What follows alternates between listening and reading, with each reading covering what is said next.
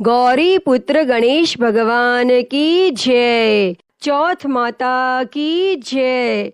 श्री शिवाय नमस्तुभ्यम। प्रिय भक्तजनों, आप सभी को संकष्टी चतुर्थी की हार्दिक शुभकामनाएं। भक्तजनों, आज आप सभी इस वीडियो में चौथ माता की कथा और भगवान गणेश जी की कथा को सुनेंगे। तो आप सभी भक्तजन बड़ी ही श्रद्धा, ध्यान पूर्वक और प्रसन्नचित्त मन से इन कथाओं को पूरा अवश्य सुनिएगा। तो सभी प्रेम से बोलिए श्री गणपति गजानन महाराज की जय। चौथ माता की जय। एक साहूकार था, उसको एक बेटा और बहू थे। बेटा और साहूकार के पास पूर्वजों का कमाया हुआ बहुत सारा धन था। दोनों कुछ काम नहीं करते, उसी धन संपत्ति से अपना गुजारा करते थे। और जब भी बहू गाय को रोटी देने नीचे जाती तो उसकी पड़ोसन पूछती, बहू क्या खाकर आई है? तब बहू कहती, ठंडी बासी खाकर आई हूँ। तब एक दिन साहूकार के बेटे ने यह बात सुन ली और उसने अपनी माँ को सारी बात बताई और पूछा, माँ तू रोज गर्म गर्म खाना परोसती है, तब भी तेरी बहू पड़ोसन से ठंडी बासी खाकर आई हूँ ऐसा क्यों कहती है? तब माँ ने कहा, बेटा मैं तो चारों थालियां एक समान लगाती हूँ, पर यदि तेरे को विश्वास नहीं हो तो कल अपनी आँखों से देख लेना। और फिर दूसरे दिन बेटा तबीयत खराब होने का बहाना करके लेट गया और उसने देखा कि उसकी पत्नी ने खीर खांड का गर्मा गर्म भोजन किया और रोजाना की तरह वो नीचे उतरी। तब पड़ोसन ने पूछा, बहू क्या खाकर आई है? और उसने वही रोजाना वाला जवाब दिया। तब उसके पति ने उसका हाथ पकड़ लिया और पूछा, अभी तो तू गर्म गर्म खाना खाकर आई है, फिर झूठ क्यों बोला? तब उसकी पत्नी ने कहा, ये धन न तो आपका कमाया है और न ही आपके पिताजी का। अगर इसी तरह धन खर्च करते रहे तो एक दिन गरीब हो जाएंगे। तब उसके पति को अपनी पत्नी की बात बुरी लगी और वह कमाने के लिए विदेश चला गया और यहाँ उसकी पत्नी 12 महीने की चौथ का व्रत किया करती थी। उसके पति को विदेश में रहते हुए 12 वर्ष बीत गए। तब चौथ माता और विनायक जी ने सोचा कि इसके पति को बुलाना चाहिए, नहीं तो इस कलयुग में हमें कौन मानेगा और कौन पूजेगा। तब चौथ माता ने उसके पति के सपने में जाकर बोली कि तू घर चला जा, तेरी पत्नी तुझे बहुत याद करती है।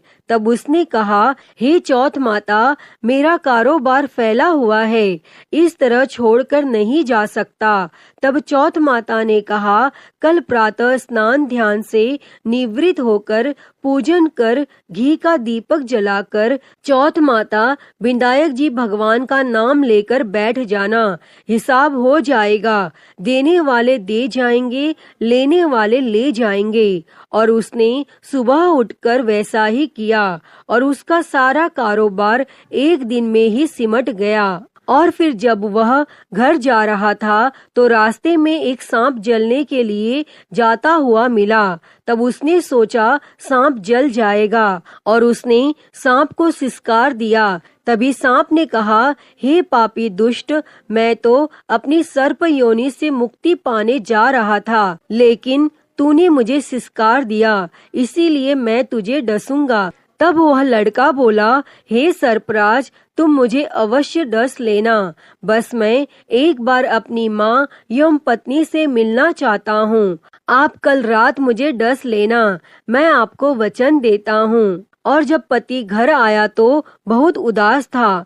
माँ और पत्नी से मिला और अपने कमरे में जाकर सो गया। तब पत्नी के पूछने पर उसने सारी घटना बता दी और उसकी पत्नी बहुत चतुर थी। उसने पहली सीढ़ी पर दूध का कटोरा रख दिया, दूसरी पर बालू मिट्टी बिछा दी, तीसरी पर फूल की पंखुड़ियाँ बिखेर दी, चौथी पर इत्र छिड़क दिया, पांचवी पर गुलाल बिछा दी, छठी पर मिठाई रख दी और सातवीं पर सत्तू डाल दिया और अपनी चोटी नीचे लटकाकर कमरे का दरवाजा खुला छोड़कर सो गई। और तब सांप आया, उसने दूध पिया, बालों में किलोर कर बोला, साहूकार के बेटे, तूने सुख तो बहुत दिया, पर वचनों से बंधा हूँ, डसूंगा अवश्य। और 7 सीढ़ियों पर उसने ऐसा ही कहा।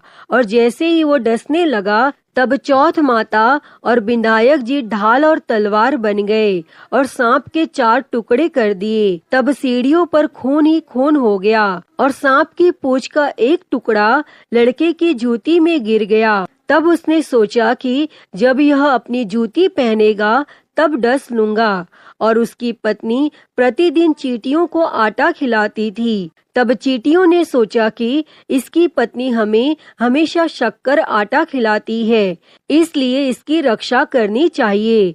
और सभी चींटियों ने मिलकर उसकी पूंछ को खोखला कर दिया। और जैसे ही सुबह हुई, वहाँ खून ही खून था। और माँ यह सब देखकर रोने लगी। उसने सोचा, मेरे बेटे बहू को किसी ने मार दिया है। तब माँ की आवाज सुनकर बेटा उठा और बोला, माँ, हमारा बेरी दुश्मन मरा है। और पूछने लगा कि मेरे पीछे से किसी ने धर्म पुण्य किया था क्या? तब माँ बोली, मैंने तो कुछ नहीं किया। और पत्नी से पूछा तो पत्नी ने कहा, मैं 12 महीने की चौथ माता का व्रत करती हूँ, इसलिए चौथ माता विनायक जी भगवान ने हमारी रक्षा करी है।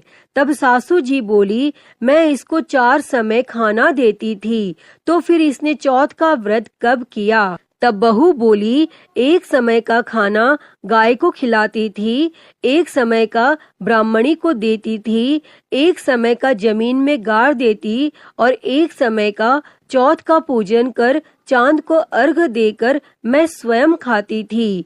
यदि विश्वास नहीं हो तो पूछ लो। और जब गाय माता से पूछा गया तो गाय के मुंह से पलाश के फूल गिरने लगे। और ब्राह्मणी से पूछा तो उसने हामी भर ली। और जमीन खोदकर देखा तो सोने के चक्र मिले। तब उसने सारी नगरी में कहलवा दिया, सब कोई चौथ माता का व्रत करें। व्रत करने से अन्न, धन, लाज, लक्ष्मी, संतान की प्राप्ति होती है। जैसी जिसकी मनोकामना होती है, चौथ माता उसे अवश्य पूर्ण करती हैं। अतः हे चौथ माता, जैसे आपने बहू के पति की रक्षा करी, वैसे ही इस कथा को कहते, सुनते और हुंकारा भरते सभी की करना। तो सभी प्रेम से बोलिए, चौथ माता की जय। प्रिय भक्तजनों, भगवान विघ्नहर्ता गणेश जी की कथा सुने बिना चौथ माता के व्रत की कथा अधूरी मानी जाती है। इसलिए आइए अब सुनते हैं भगवान गणेश जी की कथा। एक समय की बात है, भगवान विष्णु का विवाह लक्ष्मी जी के साथ निश्चित हो गया और विवाह की तैयारियां होने लगी। सभी देवताओं को निमंत्रण भेजे गए, परंतु भगवान गणेश जी को निमंत्रण नहीं दिया। कारण जो भी रहा हो, अब भगवान विष्णु की बारात जाने का समय आ गया। सभी देवता अपनी पत्नियों के साथ विवाह समारोह में आए और उन सब ने देखा कि गणेश जी कहीं दिखाई नहीं दे रहे हैं। तब वे आपस में चर्चा करने लगे कि क्या गणेश जी को न्योता नहीं है या स्वयं गणेश जी ही नहीं आए हैं। सभी को इस बात पर आश्चर्य होने लगा। तभी सबने विचार किया कि भगवान विष्णु से ही इसका कारण पूछा जाए। तब विष्णु भगवान से पूछने पर उन्होंने कहा कि हमने गणेश जी के पिता भोलेनाथ महादेव को न्योता भेजा है। यदि गणेश जी अपने पिता के साथ आना चाहते हो तो आ जाते, अलग से न्योता देने की कोई आवश्यकता भी नहीं थी। दूसरी बात यह है कि उनको 1.25 मन मूंग, 1.25 मन चावल, 1.25 मन घी और 1.25 मन लड्डू का भोजन दिन भर में चाहिए। यदि गणेश जी नहीं आएंगे तो कोई बात नहीं, दूसरे के घर जाकर इतना सारा खाना पीना अच्छा भी नहीं लगता। और इतनी वार्ता कर ही रहे थे कि किसी एक ने सुझाव दिया, यदि गणेश जी आ भी जाएं तो उनको द्वारपाल बनाकर बैठा देंगे कि आप घर की देखभाल करना। आप तो चूहे पर बैठकर धीरे धीरे चलोगे तो बारात से बहुत पीछे रह जाओगे। और यह सुझाव भी सबको पसंद आ गया तो विष्णु भगवान ने भी अपनी सहमति दे दी। होना क्या था, इतने में गणेश जी वहां पहुँचे और उन्हें समझा बुझाकर घर की रखवाली करने बैठा दिया और बारात चल दी। तब नारद जी ने देखा कि गणेश जी तो दरवाजे पर ही बैठे हुए हैं, तो वे गणेश जी के पास गए और रुकने का कारण पूछा। तो गणेश जी कहने लगे कि विष्णु भगवान ने मेरा बहुत अपमान किया है। तब नारद जी ने कहा कि आप अपनी मूषक सेना को आगे भेज दें तो वह रास्ता खोद देगी, जिससे उनके वाहन धरती में धंस जाएंगे। तब आपको सम्मान पूर्वक बुलाना ही पड़ेगा। अब तो गणेश जी ने अपनी मूषक सेना जल्दी से आगे भेज दी और सेना ने जमीन पोली कर दी। और जब बारात वहां से निकली तो रथों के पहिए धरती में धंस गए और लाख कोशिश करें परंतु पहिए नहीं निकले। और सभी ने अपने अपने उपाय किए परंतु पहिए तो नहीं निकले, बल्कि जगह जगह से टूट गए।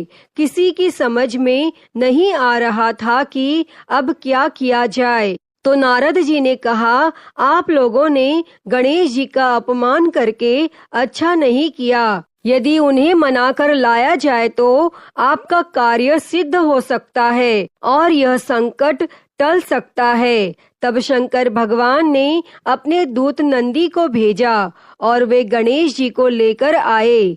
तब गणेश जी का आदर सम्मान के साथ पूजन किया। तब कहीं रथ के पहिए निकले। अब रथ के पहिए निकल तो गए परंतु वे टूट फूट गए, तो उन्हें सुधारे कौन।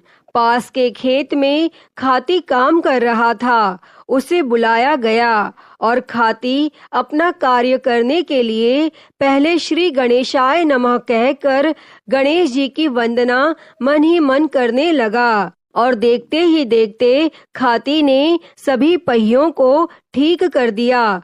तब खाती कहने लगा कि हे देवताओं, आपने सर्वप्रथम गणेश जी को नहीं मनाया होगा और ना ही उनका पूजन किया होगा, इसलिए तो आपके साथ यह संकट आया है। हम तो मूर्ख अज्ञानी हैं, फिर भी पहले गणेश जी को पूजते हैं, उनका ध्यान करते हैं। आप लोग तो देवता गण हैं, फिर भी आप गणेश जी को कैसे भूल गए। अब आप लोग भगवान श्री गणेश जी की जय बोलकर जाएं, तो आपके सब काम बन जाएंगे और कोई संकट भी नहीं आएगा। और अब सभी को अपनी अपनी गलती का पश्चाताप हुआ और सबने भगवान गणेश की जय जयकार की और बारात वहां से चल दी। और विष्णु भगवान का लक्ष्मी जी के साथ विवाह संपन्न करा के सभी सकुशल घर लौट आए। हे गणेश जी महाराज, आपने जैसे विष्णु भगवान के कार्य को सिद्ध किया, वैसे ही सभी के कार्य को सिद्ध करना। तो सभी प्रेम से बोलिए भगवान श्री गणेश जी की जय। प्रिय भक्तजनों, तो मैं उम्मीद करती हूँ कि आपको आज की कथा पसंद आई होगी और अगर वीडियो अच्छी लगी हो तो इसे लाइक करें, ज्यादा से ज्यादा शेयर करें और कमेंट बॉक्स में भगवान श्री गणेश जी की जय लिखना ना भूलें। और महाकाल भक्ति ज्ञान चैनल को सब्सक्राइब कर नोटिफिकेशन बेल को जरूर ऑन कर लें। हर हर महादेव। धन्यवाद।